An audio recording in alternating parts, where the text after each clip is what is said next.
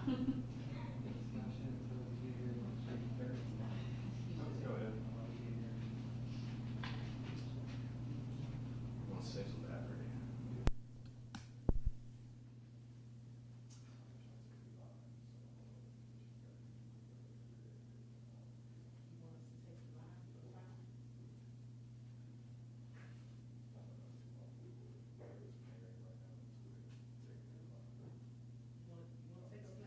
You want to take us, okay?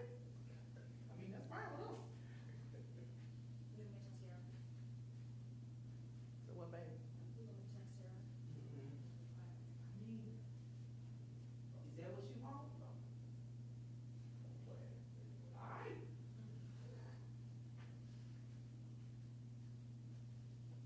I heard you might want to get on up there. Huh? Oh. Well, you on your way. Yep. Sure did.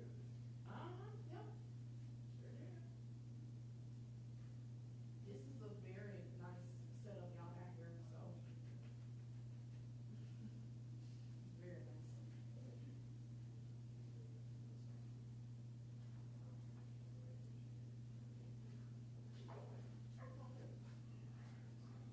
Okay, let her know that, from like, let her know. So, please roll, and whoever's at the time, need to have video ready, and have a sound bite ready.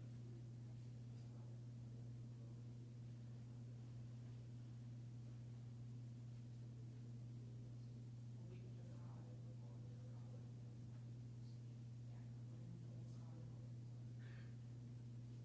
This football team, we should have time.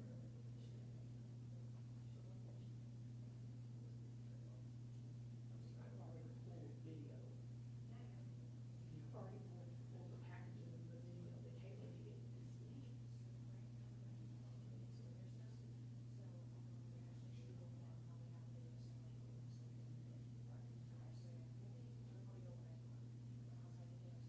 Yeah, so you have to go live.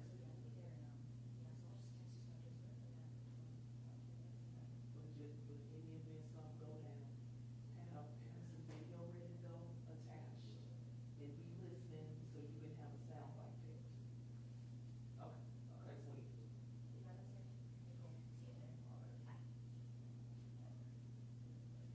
if you hear something you like, tap me, and that will be the time code.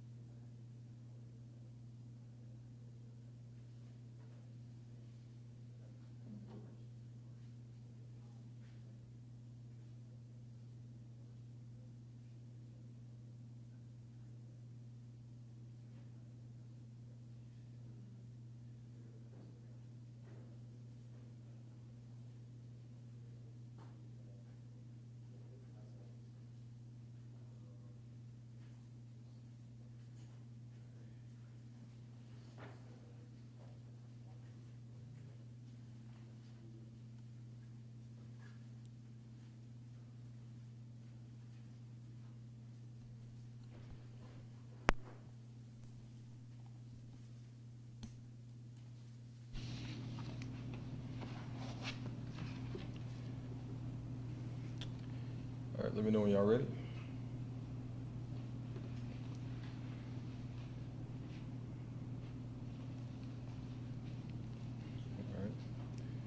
All right. 5, you ready? Yeah, just, formatting, free some space on my SD card, so I'm ready to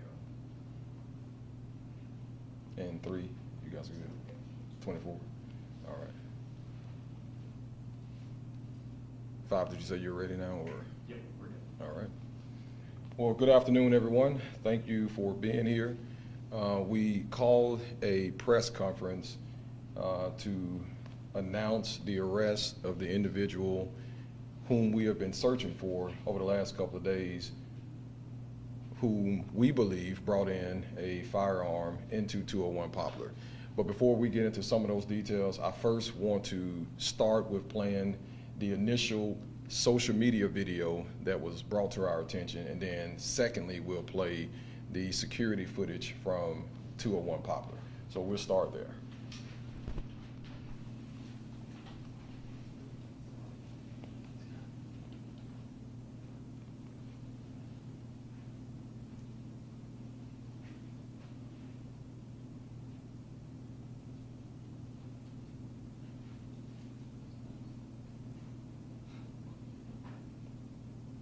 And what you're seeing now is the security footage from 201 Poplar.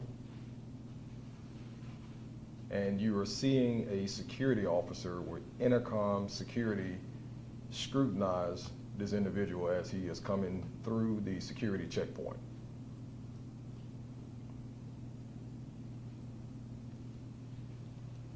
All right.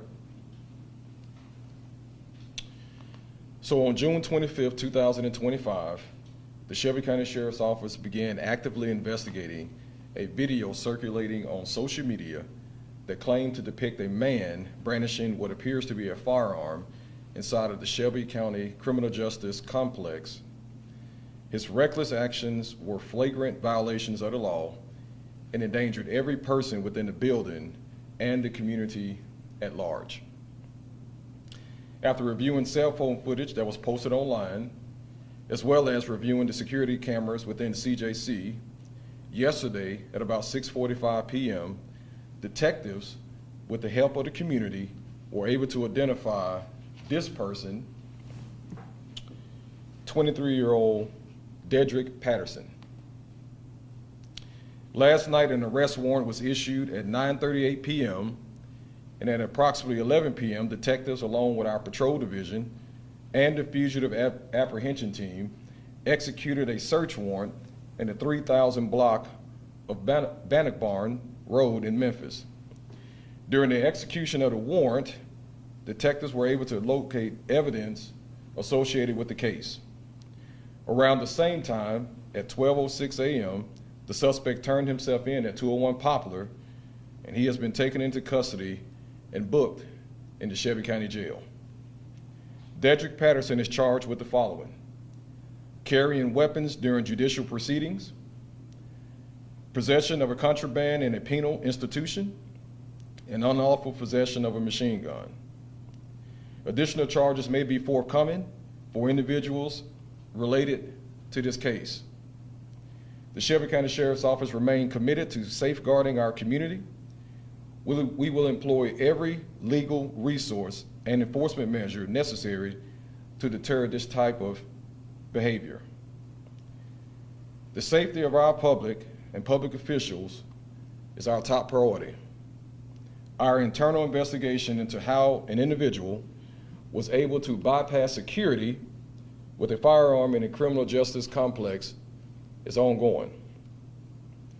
I'll offer a few more comments before I take questions, but I do want to make sure I start with thanking the detectives who have literally worked around the clock since this social media video was first brought to our attention. We have literally assigned detectives as well as fugitive investigators to chase down any lead that would lead us to the identity of this individual. Part of our internal investigation is, I think, what we all want to know. How did this happen? How could a weapon bypass security and enter the building? Those are questions that we still have. And those are meetings that we will schedule and that we have had already at 201 Poplar with our security vendor for the building. But then on the other side of that, how do we prevent this from happening again? Obviously, we know this individual presented himself at the security checkpoint inside of a wheelchair. And how we scrutinize individuals in a wheelchair is going to be conversations that we're going to have next week and the weeks to come.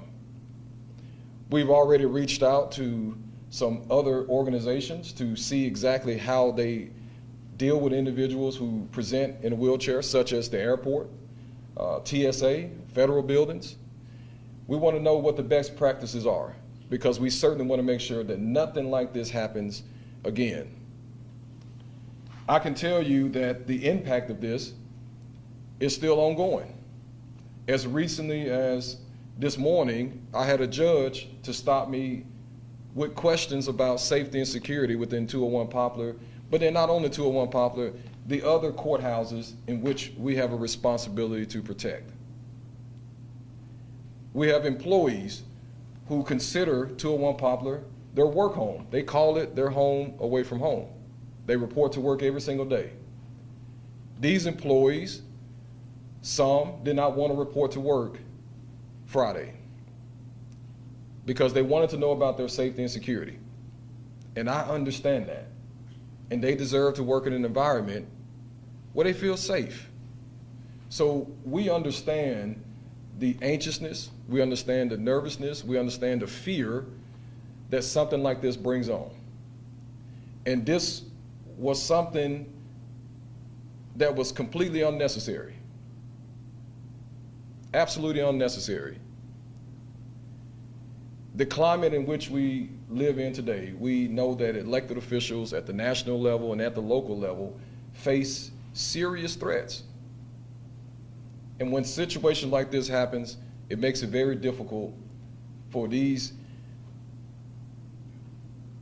members of the judiciary system to show up and do their job effectively without having to be concerned and worried about their safety. And so I can tell you from the sheriff's office perspective, we're going to do everything that we can to prevent something like this from ever happening again. We know that it's going to take a little bit of time to restore a sense of safety for the building, for those who work and those who patronize the building. We understand that. And last week, we added additional deputies to the building to make sure that the folks who work inside 201 Poplar understand that this is a true priority of the sheriff's office. And that visibility will continue in the days and the weeks ahead. And so we appreciate the community that stepped forward and said, I know who that person is. And it made us, it really equipped us with the ability to get this individual off the street as quickly as we were able to. In fact, when I heard at midnight when my phone went off that we had this individual identified and in custody, I actually got excited. I was happy. And I hope that this sends a message to anyone else who would consider doing something like this, that the sheriff's office would turn over every stone to find out who you are, and we would knock on your door at any hour to put you in jail.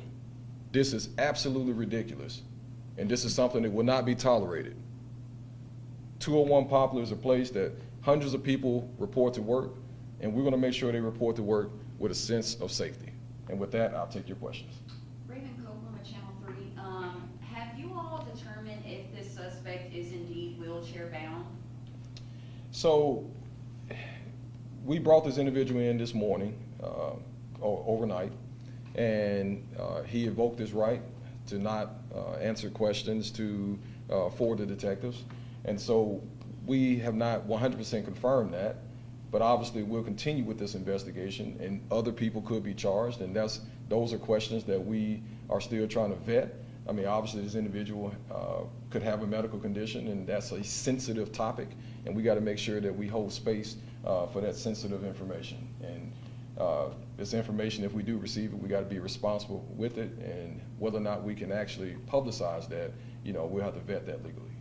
Shakina with ABC 24. I know you mentioned that you all will be sitting down with the security vendor. Has there been any disciplinary measures taken towards the person who searched the wheelchair, or would there be any disciplinary actions taken? Yeah, so let me say this. As you can see in that video, the security personnel did make an attempt to scrutinize this individual.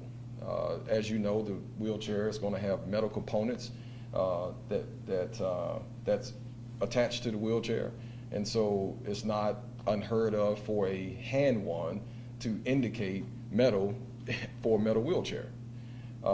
And so, best to my ability of what I saw in the video, again, it looks like the security officer did make an attempt to scrutinize this individual as they were coming through the checkpoint. Now, we still don't know exactly, how that weapon came in, if indeed the weapon was actually on Patterson when he passed through the security security checkpoint. We do know at some point he obviously gained possession of it if he were not with the one who brought it in. But to answer your question regarding to disciplinary, we're way too early into this review and into this investigation. Obviously, we're working in partnership with the security company, not only to figure out if something was actually missed in their policies and procedures as it relates to scrutinizing these types of individuals, but then also how do we move past this and how do we keep this from ever happening again? Troy Grant, Fox 13 News. Was the person who posted the video, will they also be charged, or was it Patterson who posted the video? Yeah, so by no means is this investigation closed. And we are scrutinizing that particular question, but then also anyone else who may have aided this individual in entering into this building and gaining possession of what we believe to be a firearm. And will you guys be investigating other people within the department, like the security guard who was there, others like that? So yes, that's part of the internal investigation. Yes. If he is found to be not disabled and use that as a deterrent, will there be more upgraded charges? So we'll have to work with the district attorney's office to see if charges in this particular case need to be upgraded as it relates to Patterson. But certainly, and I want to reiterate, I know I've said it before, this investigation is certainly not closed. And any additional information that comes in that could change the course of these particular charges that have already been filed, or even new charges, or even additional individuals who may be brought into the justice system because of this, again, it's important for us to work with the DA to make sure we identify the best course possible in this case. Gordon Montgomery, Action News 5. Wanted to ask, what did we identify the firearm that was in the Justice Center? We have not. Again, we would have hoped that Patterson would have come into our office yesterday and talked through all of the events of that day. He invoked his right, which he has the opportunity to speak with an attorney before he speaks with us. And let me say this, he could circle back, maybe in a couple of days, after speaking with family, friends, or even an attorney. He may say, hey, I want to go back and I want to make this right. I want to talk to these detectives and explain how the events happened on June 25th. But for right now, we have to rely on, again, evidence that we've already reviewed, and when additional individuals are arrested, they may choose to disclose more information to help us piece together all of the events that happened on the 25th. And with that, I thank you so much. Thank you.